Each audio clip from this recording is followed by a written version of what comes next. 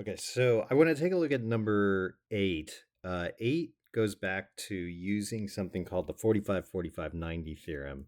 I don't know how well you guys remember that or not, but I put it up here. The idea is that if you have a triangle and you know that the angles are 45, 45, and 90, then the sides are always in a 1 to 1 to root 2 ratio. So you can use that to essentially build out any kind of 45, 45, 90 triangle where you know some of the information about it. So you can use 45, 45, 90 triangles to help you find a bunch of sine, cosine values. Um, and so we'll kind of use that with the circle knowledge that we know at this point to try to evaluate these specific ones. So we'll go through a few of them, and then I'll give you a couple to try. Let's see, we'll do one, two. How about we do this one as well? And that's it. We'll do those three, and then you can try the other three for homework.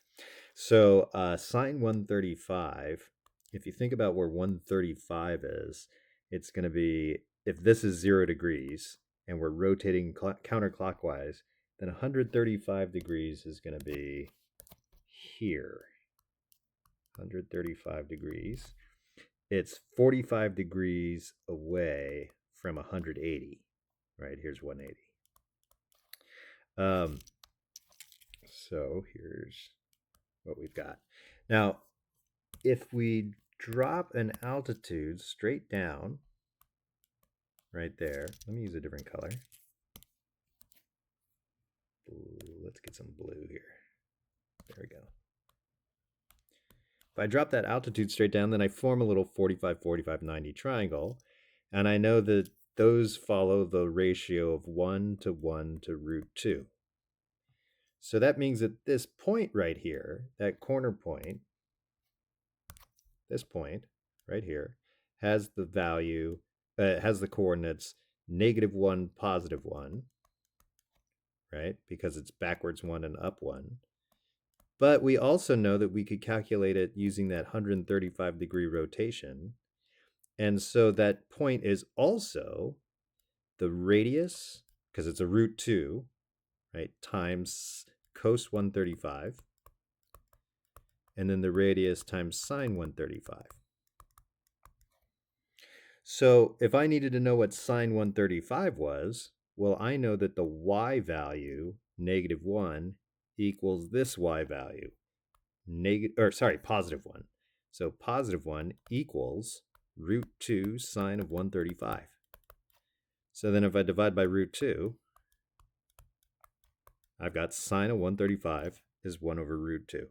A lot of teachers are fine with 1 over root 2. That you may encounter teachers in the future who prefer to see that as root 2 over regular 2.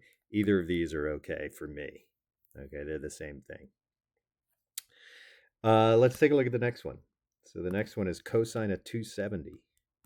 So 270 is 90 degrees plus another 90 degrees plus another 90 degrees. So that puts us right here on the bottom of the y-axis, or below the y-axis. And if we just make that a radius of 1, then this point right here is 0, -1. And if you think of it in terms of the rotation of 270 degrees for a radius of 1 around the origin, then really what you're looking at is cosine of 270, sine of 270. Radius is 1, so I don't have to multiply those by anything. Well, that means that the cosine of 270 has to be 0.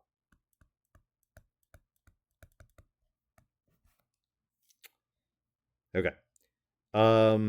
Let's take a look at D here. Right? So D, we've got a 45-degree angle.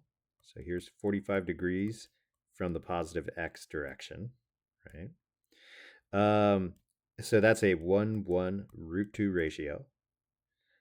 So this point right here would be 1, 1.